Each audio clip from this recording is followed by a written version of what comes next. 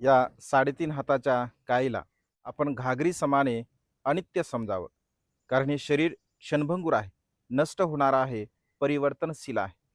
अशा प्रकारच्या शरीराला जर आपण अनित्य समजत असेल, तर तो मनुष्य आपल्या चित्तास प्रज्ञेच्या द्वारा संपूर्णतः या शरीराला तो सुदृढ करतो.